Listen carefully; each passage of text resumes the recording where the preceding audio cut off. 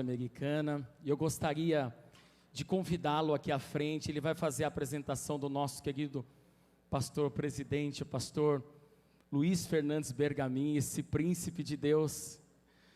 Falei para o pastor Luiz, ele, a nossa querida irmã Ivani, quanto é uma honra receber o senhor aqui, pastor. O pastor Luiz, irmãos, ele é alguém que faz com que os demais pastores fiquem certinho no seu lugar. Não se ensoberbeça, não se glorie, porque ele é um homem simples, um homem bom, um homem equilibrado. Quando a gente olha para ele dentro da denominação, a gente consegue encontrar um lugar seguro. Uma alegria tê-los aqui, pastor. Pastor José Batista. Deixa eu receber o senhor com as palmas para Jesus. Esse príncipe amado da luz. Muito obrigado, papai. Muito bom tê-lo conosco, pastor. Muito obrigado. O senhor fique bem. É um príncipe de Deus também na nossa obra, não é verdade, irmãos? Amém? Não, esse amém tem que ser muito alto. Amém? Amém. Tá bom, eu vou dar um beijo nele por vocês, tá? Deus te abençoe. Obrigado. Boa eu também vou dar um na barba dele. Ai, que gostoso. Deus te abençoe. É muito beijo. Deus te abençoe, tá, pastor? Muito obrigado, pastor. Como eu disse para o senhor no áudio, nós conversando pelo áudio, eu senti muita comunhão com o senhor. Que lindo. E falei ao nosso presidente hoje pela manhã também. Deus abençoa. Prazer conhecer a senhora também, irmã, esposa do pastor. Irmã Irani, Deus abençoa. Pastor Luiz Fernandes Bergamin, nosso presidente, que Deus continue abençoando o senhor. Povo de Deus, todos vocês, a paz do Senhor Jesus. Eu quero lembrar do que dizia o fundador desta obra e que o Brasil falou por muito tempo, e vocês vão saber: se Deus é por nós, glorificado seja o nome do Senhor. Vamos aplaudir ao Senhor nosso Deus. Grande é o nome do Senhor.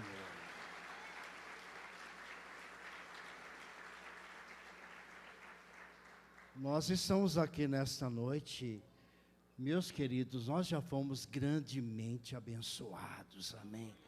Louvores lindíssimos, sentimos comunhão uns com os outros. O povo do Brasil para Cristo é um povo maravilhoso. Louvado e engrandecido seja o nome do Senhor. Esta obra, ou seja, esta denominação, completou ontem 67 anos. Vocês viram aí pelas redes sociais as pessoas se manifestando sobre esta data tão importante. O nosso presidente fez uma live ontem também sobre esta denominação, nossa denominação. Eu quero dizer a vocês que eu teria que pertencer a essa denominação. Sabem por quê? Quando eu tinha 14 anos de idade, em 1959, a obra estava nos seus primeiros anos. E os meus parentes de São Caetano do Sul, de São Bernardo, não falava outra coisa senão o missionário Manuel de Melo realizando uma campanha em São Paulo, e os paralíticos andando, as pessoas sendo curadas. Durante o período que eu fiquei lá, eu vi em todo o tempo, irmãos. Eu não era crente, claro, 14 anos, mas os dias foram se passando, e o Senhor converteu o meu coração. E alguns anos eu passei em outra denominação por questão de distância, mas chegou o momento de eu vir para a obra chamada o Brasil para Cristo. Glorificado seja o nome do Senhor. E a minha intenção é ser levado para o céu nesta denominação. Amém, irmãos? Esta obra que entrou em nosso coração, esta obra que nós conversamos com pessoas das mais diferentes denominações. E nós ouvimos o seguinte: nos primeiros tempos dessa obra, e ela permanece viva, mas sobre aqueles programas de rádio, pela manhã, aquele programa de rádio, que Deus usou a vida do missionário Manuel de Melo. Hoje, em muitas denominações, existe alguém ainda salve família pela mensagem do missionário Manuel de Melo. E a obra de Deus prossegue, irmãos. Nós poderíamos continuar falando um pouco sobre o início desta obra, mas na verdade, depois da morte do missionário, essa obra continuou triunfando, continuou se organizando cada vez mais. E hoje nós temos aqui o nosso presidente de todo o globo terrestre onde está a Igreja o Brasil para Cristo, nosso pastor Luiz Fernandes Pergamin. Que Deus dê saúde a ele. E agora, nesse vídeo que foi gravado em 1990, a última convenção que o missionário Manuel de Melo participou. Eu estava lá, presidente. 1º de maio de 1990, 4 dias depois, Deus o leva para a eternidade. Então nós vamos, esse vídeo, ele tem a duração de 10 minutos. Vocês, irmã Irani, a senhora vai rever o pastor Luiz bem jovem lá, se bem que ele não está velho não, viu? Pastor Orlando Silva, porque na época o pastor Orlando Silva era o presidente nacional e o senhor presidente estadual na época. E Deus abençoou, e hoje uma responsabilidade maior ainda. Pode soltar esse vídeo, porque esse é o momento de homenagem da nossa denominação. Depois nós vamos cantar o hino Desperta Brasil. Amém? Estado de São Paulo. Por que no estado de São Paulo? Porque essa reunião é uma reunião estadual. 22 novos ministros de Deus estão sendo chamados pelo Senhor e nomeados pelo Senhor. O Senhor chama e o Senhor nomeia. Como para tudo, eu disse a palavra, a expressão, o verbo tudo, precisa-se de uma ferramenta. Nada se faz sem determinada ferramenta. A ferramenta que Deus usou para a chamada de vocês foi, em primeiríssimo lugar, a palavra de Deus. E em segundo lugar, a outra ferramenta são os ministros de Deus, que em nome de todos os demais ministros irão ungir você nesse instante. E uma vez ungidos, outro ministro de Deus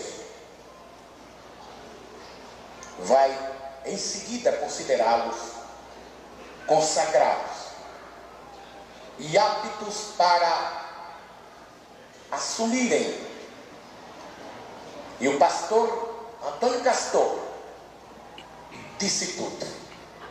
É aquilo que ele acabou de citar. Eu queria pedir ao presidente da Convenção Nacional, do Conselho Nacional,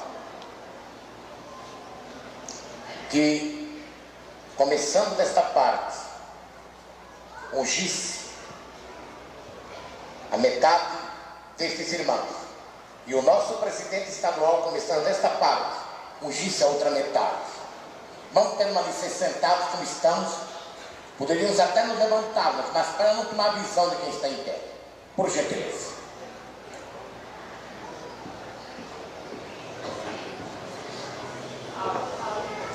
Passinha da frente. Isso, nesta risca. todos em frente a essa risca aqui. Olha a risca no chão. Olha a risca no chão, irmão consagrado. Coloca a ponta do sapato nessa risca. Comecemos em nome do Filho de Deus. Muita atenção. Toda a igreja, todo o ministério. Todos.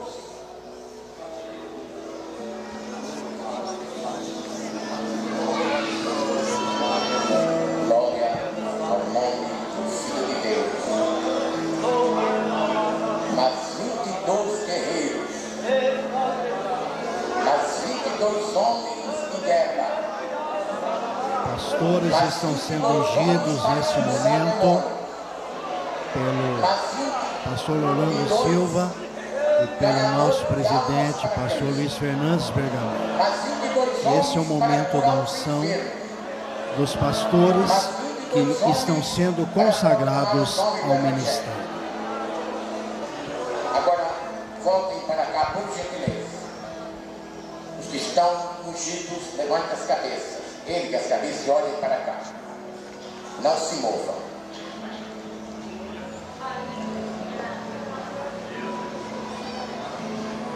Por favor, irmão, cabeça erguida e olhando para cá.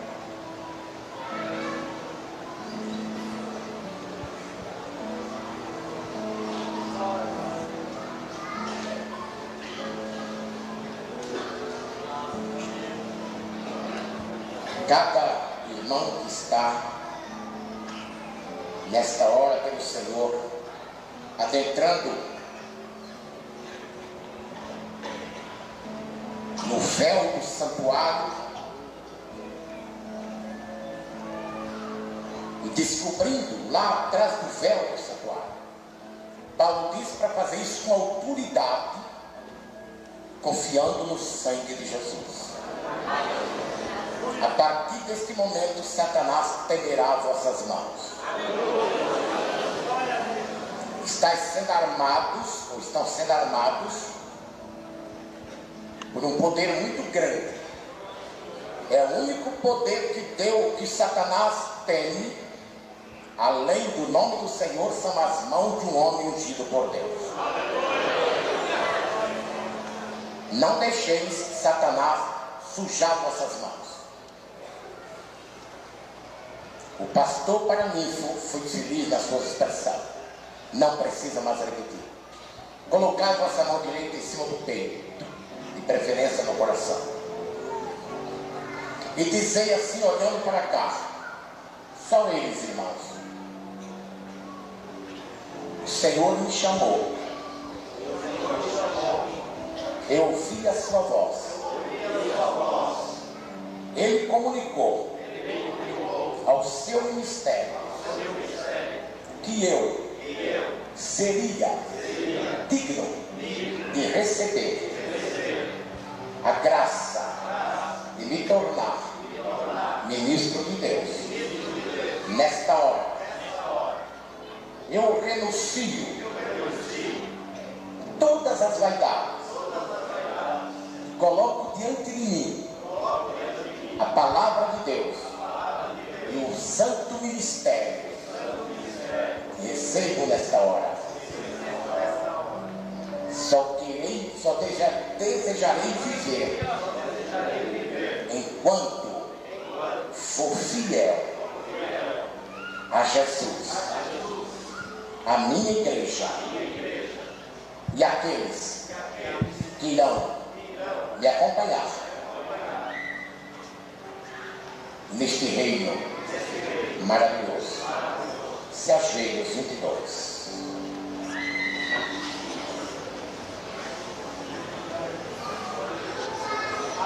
Abaixa as cabeças.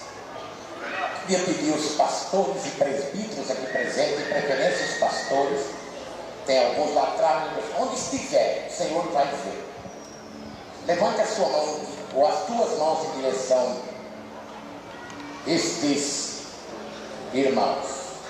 No meio do povo lá atrás tem centenas de pastores. Cabeça inclinada.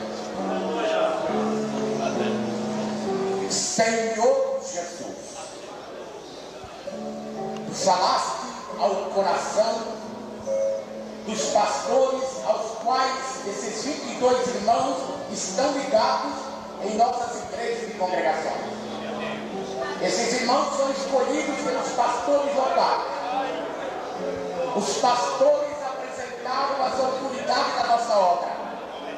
Pastor Bergamini e toda a diretoria da comissão, da convenção e a comissão que examinou o testemunho desses irmãos foram já aprovados por Deus e aprovados por esse ministério. Silêncio. Agora silêncio todos. Temos as mãos aqui. Pastor Bergamini, temos as mãos. Segurando as mãos um dos outros, como estamos aqui pela fé. Enquanto eu seguro a mão dos meus 2 companheiros, estou segurando a mão de todos e todas as nossas. Senhor, nós entregamos agora esses 22 varões, o cajado do Evangelho, para que eles, ao se levantarem, eles se levantem como ministro de Deus, que não tenha de que se envergonhar, e que saibam manejar a espada da verdade. Que ele se levante agora, acreditando que Deus está com eles, e Satanás os temerá. Em nome do Pai, do Filho e do Espírito Santo de Deus, os consideramos ministros do Evangelho. Os pastores abaixam as mãos dos obreiros. Queria pedir ao pastor Orlando e ao pastor Bergamini que os descesse e, abraçando um por um, os levantasse agora. Por favor, presidente. Levantai vossas cabeças, irmãos, pastores agora de luz. E vocês irão receber um abraço e serem levantados, e com isso estarão ingressando no ministério do sacerdócio. Uma palma maravilhosa para vocês. Continue, irmão. Continue. Continue, pastor. Continue. Continue. Continue. Continue. Continue. Continue. Continue. Pastor Bergamini, pastor Orlando, suba para cá. Continue mais um pouco.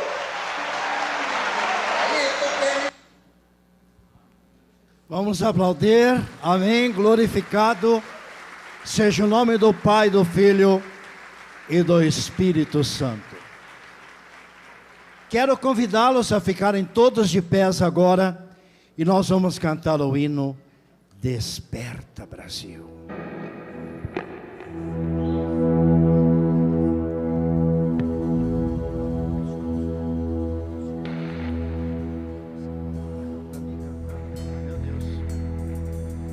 Esse é o meu temor, cantar com vocês agora.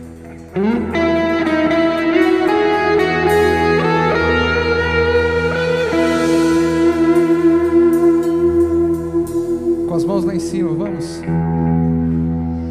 Desperta, Brasil,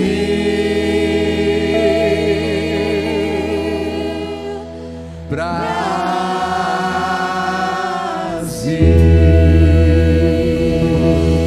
Foi um bom ensaio, né?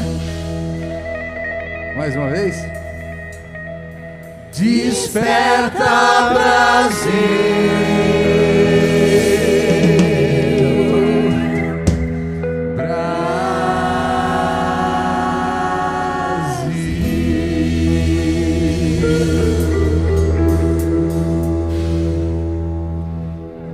Tá na hora de Orar, que Jesus vai libertar todo aquele que nele crê.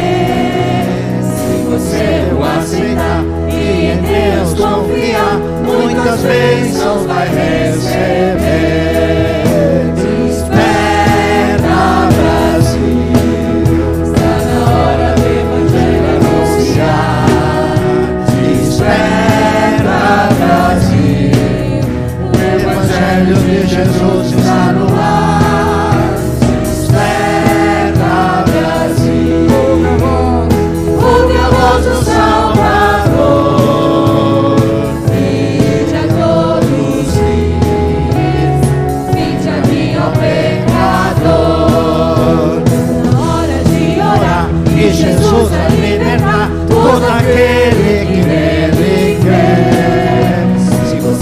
aceitar e em Deus confiar, muitas bênçãos vai receber.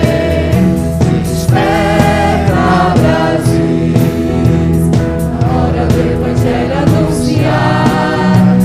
desperta, Brasil, o Evangelho de Jesus está no ar. desperta, Brasil, ouve a voz do Salvador. Vinde a todos, vinde a mim, ó pecador.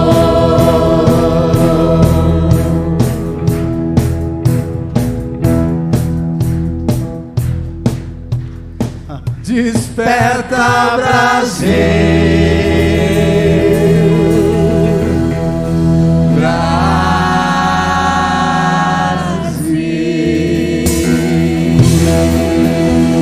Glória a Deus. Aleluia. Muito obrigado, meus irmãos. Eu desejo orar nesse momento, porque nós iremos falar agora sobre, fazer uma explanação sobre a Santa Ceia. Vocês sabem que o texto de 1 Coríntios 11 fala sobre uma Santa Ceia e fala também sobre uma ceia, chamada Festa do Amor, né? Ágape em grego. E eu, particularmente, pastor Tiago, gosto de chamar essa ceia de Santa Ceia, pastor Wellington, porque ceia pode ser uma ceia comum, pastor Luiz, o senhor sabe disso. Vamos cear, ceia de Natal, a ceia acontece no dia de Natal, mas você não vai orar ali consagrando aquela ceia, como, por exemplo, consagramos o pão e o vinho, o suco que seja.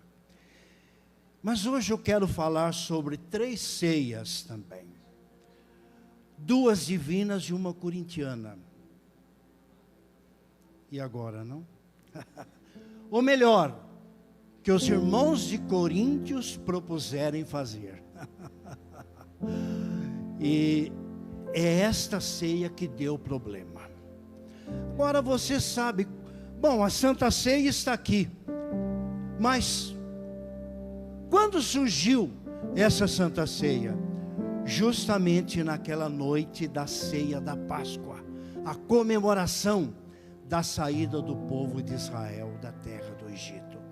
Vamos orar nesse instante e depois falaremos. Pai, este é um momento muito sublime, Senhor. Um momento, Senhor, de uma explanação da Tua palavra.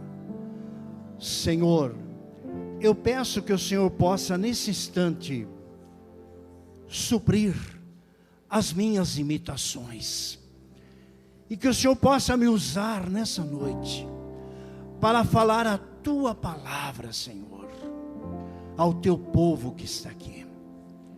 Meu Deus, que eu possa transmitir, ó Deus, não como última mensagem, Senhor, mas como uma mensagem intermediária no momento da ceia, porque a mensagem final, ó Deus, será o nosso presidente.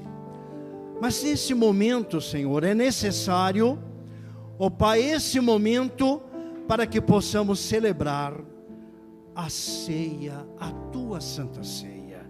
Eu oro em nome de Jesus. Amém. Pode se assentar. O apóstolo São Paulo escreveu esta primeira carta quando ele estava em Éfeso, na Ásia Menor, atualmente Turquia. E essa carta, e nesta carta ele está respondendo às muitas indagações que havia na igreja de Corinto. E também ele aproveita o momento para corrigir, porque houve muitas perguntas, e ele vai respondê-las, inclusive sobre casamento e outros assuntos mais. Mas ele também está informado do que estava acontecendo naquela igreja, as confusões a respeito da ceia comum, uma refeição que essa igreja realizava naquele dia da celebração da Santa Ceia. Então ele, em versículos anteriores, ao falar da própria ceia, ele elogia, ele dá uma palavra de estímulo aos irmãos dessa igreja. Mas quando ele chega no versículo 20, ele diz o seguinte: de sorte que, quando vós ajunteis em um lugar, não é para comer a ceia do Senhor, porque comendo cada um, toma antecipadamente a sua própria ceia, e assim um tem fome e outro se embriaga. É isso que estava acontecendo. As pessoas levavam comida para o local da ceia, e as pessoas mais favorecidas, segundo informações, comiam a própria ceia, uma comida, por certo, bem preparada, uma comida muito farta, não repartindo, não compartilhando, não colocando sobre a mesa, para que as pessoas escolhessem o que elas quisessem. Então, as pessoas que chegavam mais tarde, pelos mais diferentes motivos, com o pouco que elas levavam, ou talvez nem levassem, Paulo diz o seguinte: que uns se fartam e outros ficam com fome. Ele disse: nisso eu não vos louvo, porque isto não é correto fazer. Quer dizer, nem no mundo é correto, menos na casa de Deus, para quem conhece a verdade e para quem deve amar de fato ardentemente uns aos outros. Vocês estão fazendo acepção de pessoas, estão pensando em vocês mesmos, e isto não é correto. Tendes instruções sobre isso. Por isso ele está corrigindo. Não tendes porventura casas para comer ou beber, ou desprezais a igreja de Deus, e envergonhais os que nada têm? Que vos direi? Louvar-vos-ei? Nisto não vos louvo. Não posso dirigir a vocês, nesta situação, uma palavra de estímulo. Muito ao contrário. Parem com isto. Não façam mais isto, porque isto está além da decepção ou da acepção de pessoas. Isto está também, ele não diz, mas subentende-se, entristecendo o dono da igreja, que é o Senhor Jesus. Mas agora eu vou falar de uma ceia, a Santa Ceia. Não inventei essa Santa Ceia. 23. Porque eu recebi do Senhor o que também vos ensinei. Que o Senhor Jesus, na noite em que foi traído, tomou o pão. E tendo dado graças, o partiu e disse: tomai, comei, isto é o meu corpo que é partido por vós. fazei isto em memória de mim. Eu não recebi instruções de homem algum. Eu recebi diretamente do Senhor a instrução da Santa Ceia. Não estive na noite em que ela foi instituída, quando era comemorada a Páscoa, mas posteriormente eu recebi diretamente do Senhor, e é o que eu já vos ensinei. Na noite em que ele foi traído, todos nós sabemos que foi a semana da Páscoa, e eles estavam reunidos comendo a Páscoa. Algo inventado pelos homens, uma comida comum, não determinada por Deus, a Páscoa. Comemorando a saída, o êxodo da escravidão do Egito no período de Faraó. Então, um memorial para sempre. E o povo vinha comemorando de geração em geração. E comemora-se até o dia de hoje, os judeus, naquele mesmo estilo. Mas ele institui a Santa Ceia, como aquela ceia de Páscoa. É um memorial, foi um memorial para a libertação. E ele está então instituindo a Santa Ceia, quando ele fala sobre o seu sangue, sobre o seu corpo, agora para a libertação espiritual, para a nossa libertação. Então ele diz: eu recebi do Senhor o que também vos ensinei. Que ele, na noite que foi traído por Judas Iscariotes, que o vendeu por 30 moedas de prata, se arrependeu, entre aspas, devolveu, jogou no templo as 30 moedas, tentando resolver a situação. Mas os sacerdotes disseram: isto é contigo, é um problema teu. Será que se arrependeu de fato?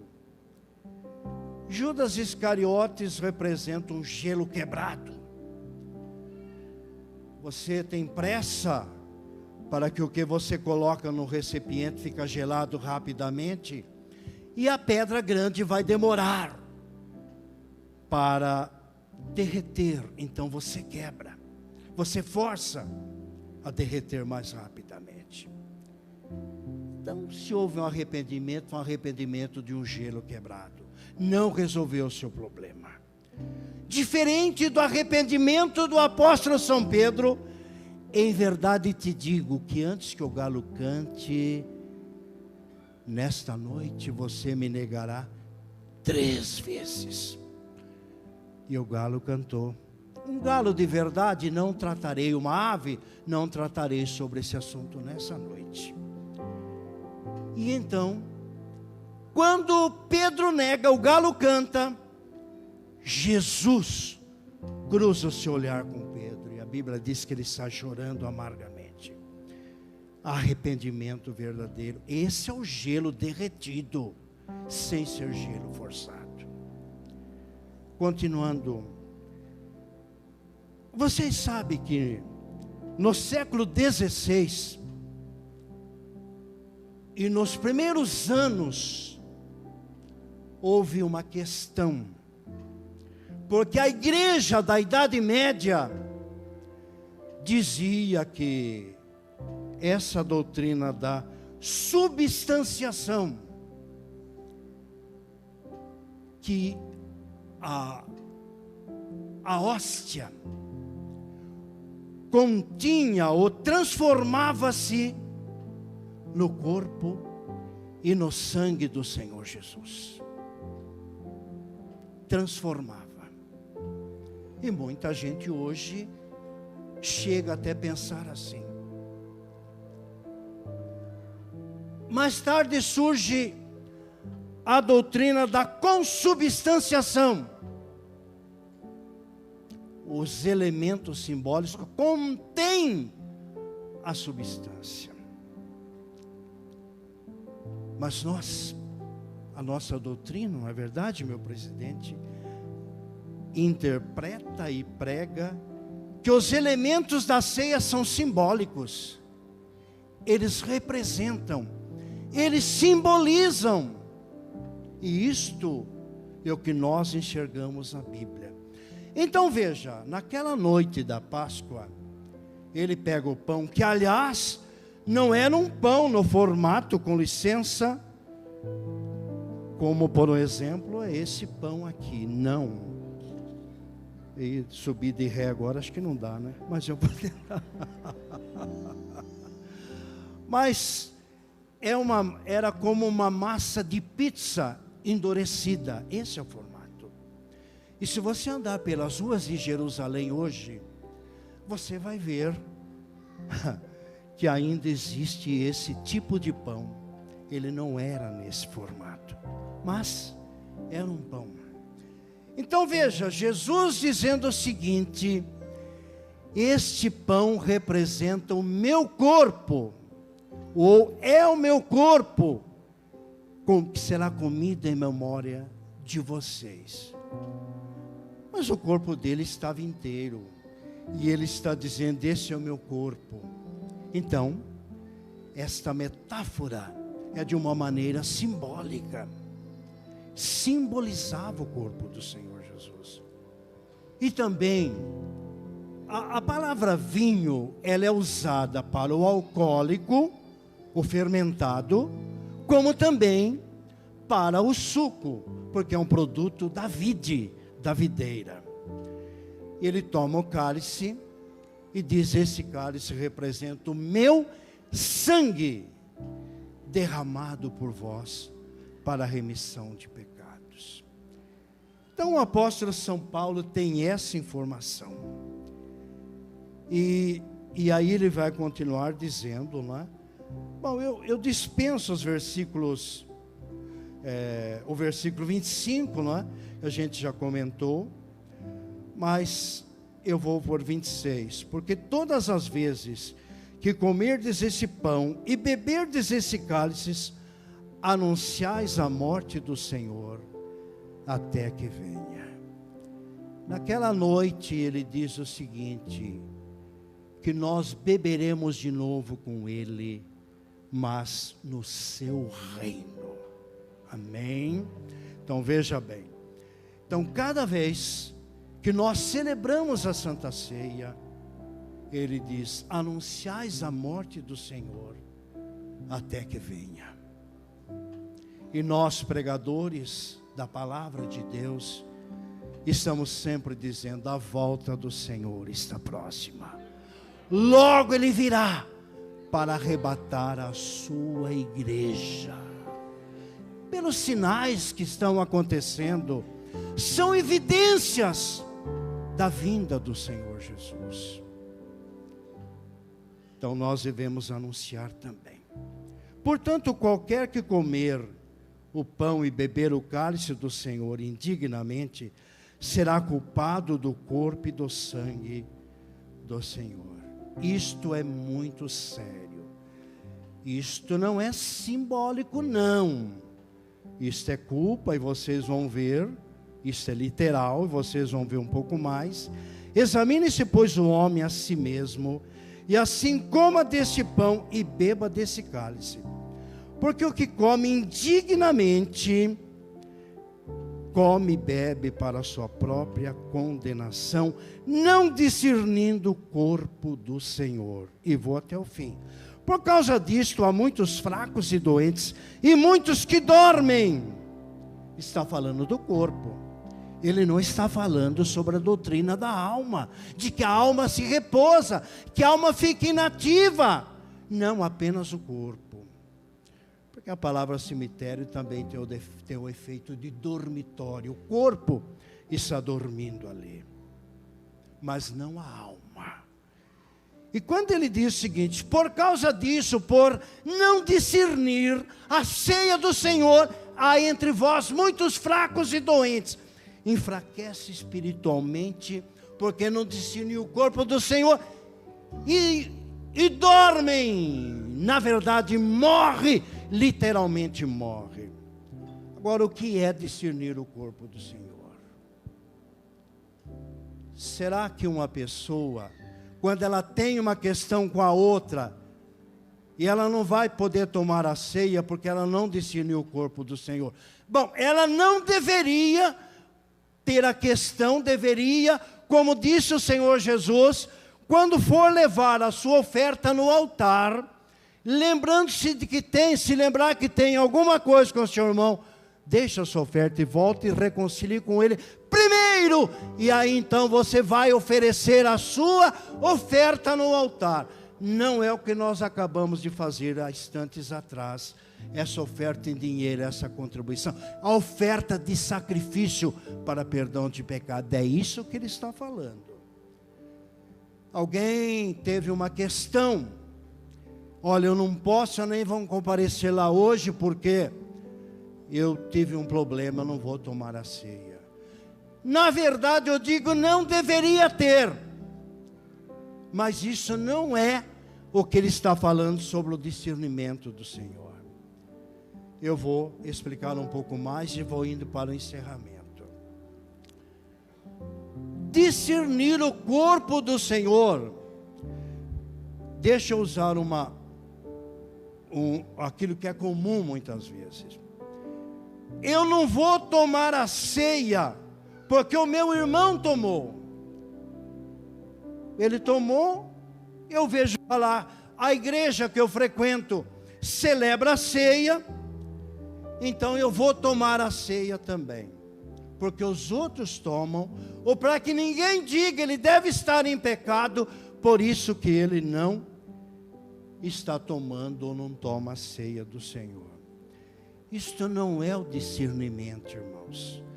O discernimento é o entender os efeitos, os benefícios, o porquê o Senhor Jesus entregou a sua vida por mim, um sacrifício substitutivo, porque quem deveria morrer seria eu. Você pode ser menos pecador do que eu, mas também você de alguma maneira é pecador. Você também deveria morrer. Mas ele inocente, o apóstolo São Pedro diz que nunca houve engano na sua boca.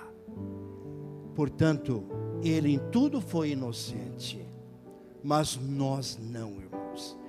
Então eu tenho que entender, discernir, que aquele corpo santo foi morto por mim. E eu devo santificar a minha vida também, e saber que quem deu a sua vida em meu lugar, deu a sua vida para salvar um pecador que deveria ir para a perdição eterna, mas ele entregou o seu corpo, derramou o seu sangue, para que eu fosse salvo, sem sofrimento, aceitando a morte do Senhor Jesus em meu lugar, e aceitando que o seu sangue foi derramado para a remissão dos meus pecados. Esse é o discernimento. Não tomar a ceia porque eu estou vendo outros tomarem. Não tomar a ceia para evitar que alguém diga, ele está em pecado. Não. Eu devo resolver o meu problema antes. Mas aqui ele está falando do discernimento, do entendimento sobre o que é a Santa Ceia. Esse é o discernimento. E os coríntios, muitos deles, quando ele censura, não estavam discernindo uma parte da igreja, o corpo do Senhor. É por isso que ele exorta.